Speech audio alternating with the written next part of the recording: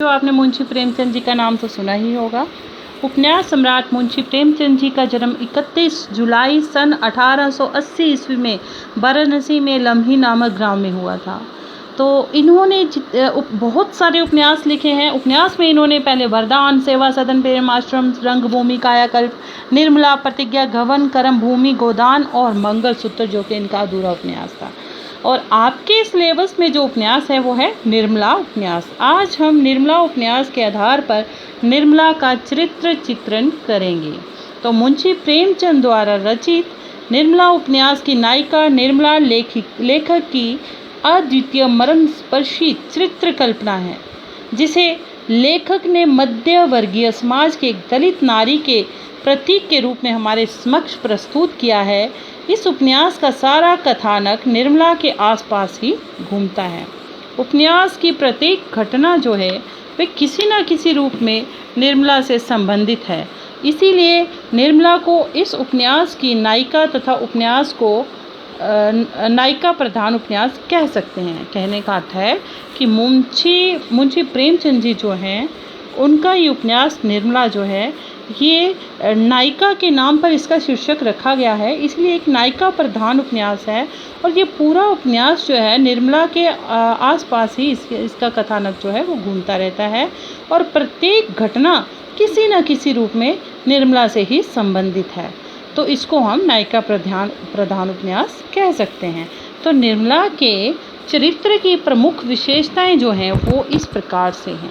तो सबसे पहले हम बात करते हैं निर्मला के व्यक्तित्व की, कि निर्मला का व्यक्तित्व कैसा था, वो देखने में कैसी थी, सुंदर थी, आकर्षक थी, चंचल थी, उसके शौक क्या थे।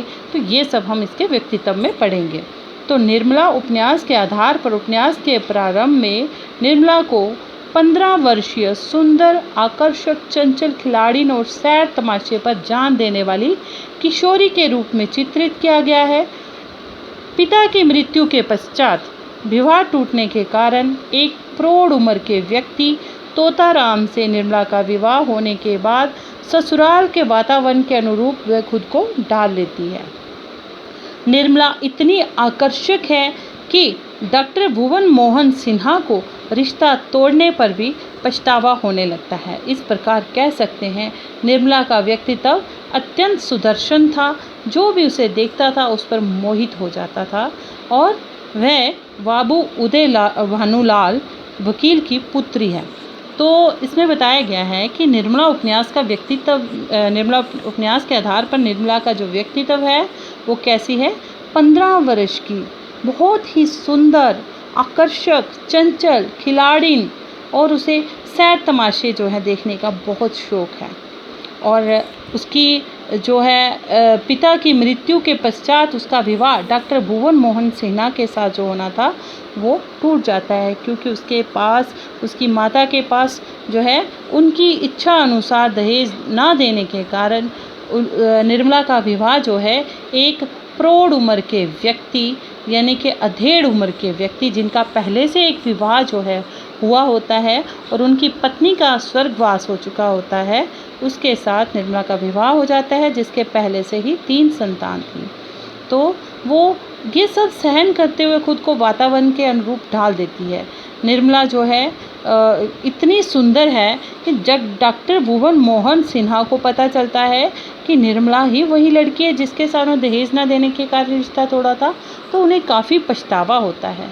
तो हम कह सकते हैं कि निर्मला का व्यक्तित्व बहुत ही सुंदर था, जो भी देखता उस पर मोहित हो जाता था। तो उदय भानुलाल जो कि पेशे से वकील थे, वो निर्मला के पिता थे। तो सहनशीलता की बात करें तो निर्मला को इस उपन्यास में अत्यंत सहनशील नारी के रूप में चित्रित किया गया है। पिता की मृत्यु के पश्चात एक अधेड़ उम्र के व्यक्ति के साथ अपने विवाह को वे चुपचाप स्वीकार कर लेती है और ससुराल में आकर ननद रुक्मणी के अनुचित एवं क्रूर व्यवहार को निर्मला सहन कर लेती है। मुंशी तोताराम के मन में जब निर्मला और मनसाराम के संबंधों के बारे में संदेह होने लगता है, तो निर्मला सब कुछ सहन करते हुए अपनी सहन शक्ति का परिचय देती है। निर्मला की सहन शक्ति की प्रशंसा करते हुए सुधा का ये कथन है कि धन्य है उसके धैर्य को कि उस बुढ़े खुसड़ वकील के साथ जीवन के दिन काट रही है। तो कहने का अर्थ है कि निर्मला जो है बहुत ही सहनशील जो है एक युवती है, जो इस उपन्यास में जिसको दर्शाया गया है।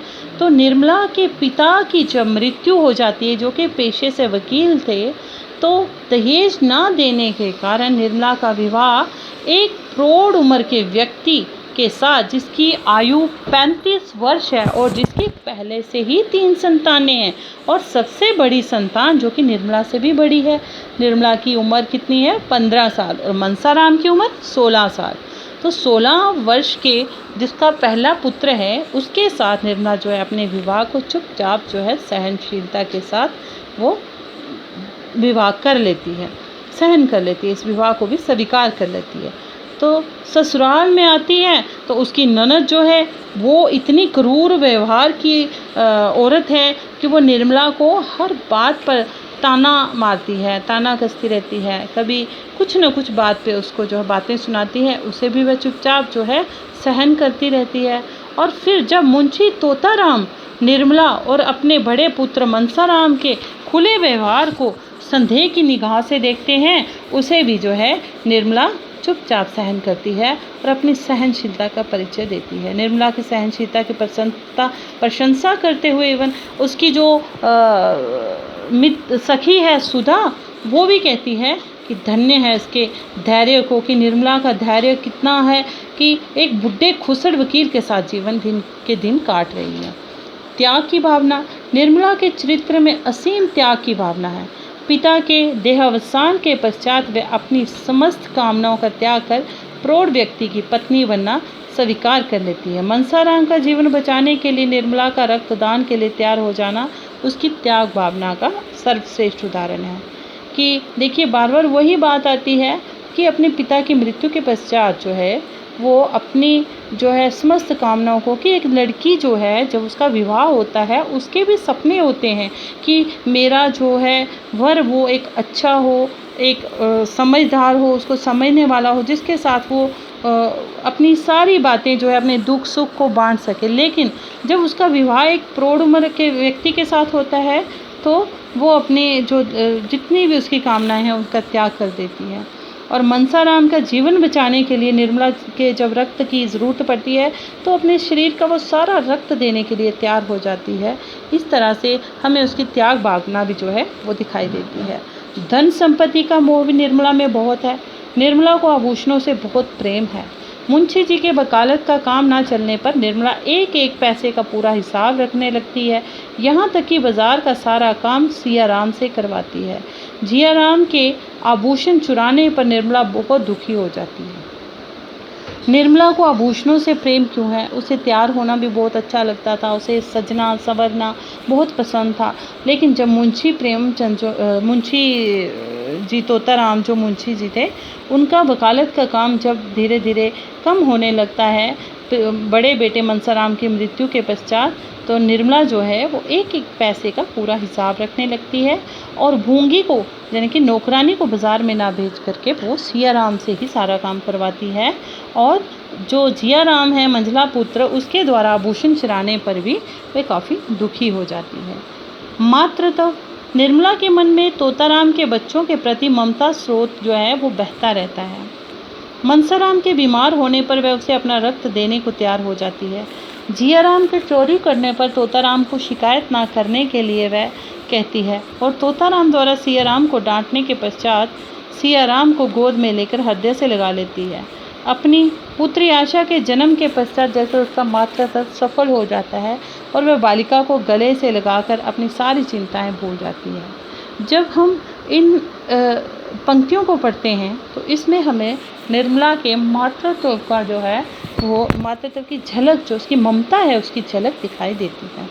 निर्मला के मन में तोताराम जो है, तोताराम के बच्चे जो हैं वो उसकी पहली पत्नी रूपकला के हैं।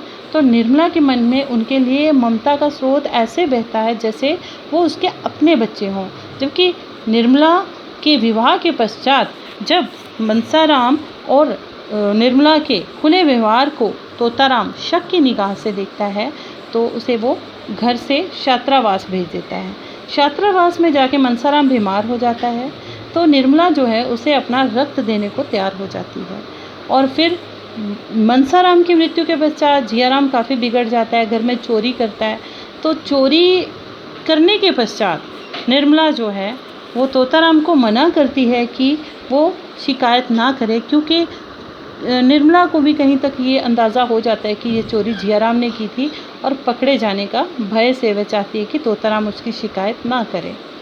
तोताराम द्वारा फिर सियाराम को डांटने के पश्चात सियाराम को गोद में लेकर वह हृदय से लगा लेती है, जैसे कोई माँ अपने पुत्र को गले से लगाती है। तो इससे ये ज्ञात होता है कि उसके मन में माँ की ममता जो है वो भी कूट कूट कर भरी हुई है। अपनी पुत्री आशा के जन्म के पश्चात उसे मातृत्व ऐसे लगता है जैसे उसका मातृत्व सफल हो गया। वह बालिका को गले से लगाकर सारी चिंताएं जो उसके जीवन में है वह भूलने का प्रयत्न करती है।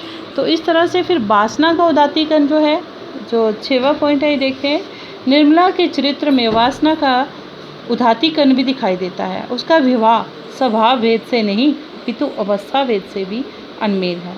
कि निर्मला के चरित्र में वासना का उदात्तीकरण भी दिखाता है। वो चाहती है कि उसका पति भी जो है हम उम्र हो, उसके जिसके साथ वो खुलकर बात कर सके, उसके साथ हंस सके, बैठ सके, लेकिन एक ऐसे अधेड़ उम्र के व्यक्ति के साथ उसका विवाह हो जाता है जिसके साथ अवस्था भेद से भी अनमेल है और स्वभाव से भी जो उनका स्वभाव भी जो आपस में नहीं मिलता है।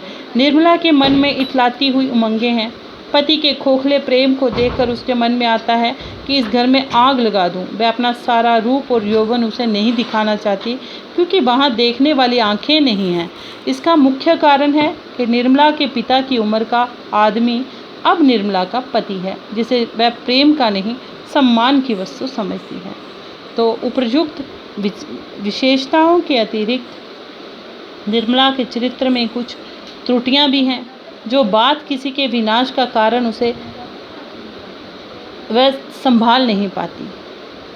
निर्मला की सहेली सुधा के पति की मृत्यु उसकी इसी असावधानी का परिणाम है।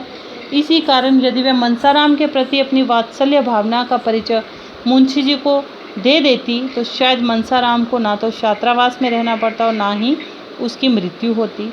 निर्मला भारतीय नारी के एक करुणातम रूप में हमारे सामने आती है। वह भारतीय नारी के गुणों एवं आदर्शों की साक्षात प्रतिमूर्ति भी है। तो अगर कोई इंसान है तो उसमें कुछ गुण हैं तो ज़रूरी नहीं कि वो पूर्ण रूप से गुणों से ही भरा हो, उसमें कुछ ना कुछ अवगुण भी होते हैं।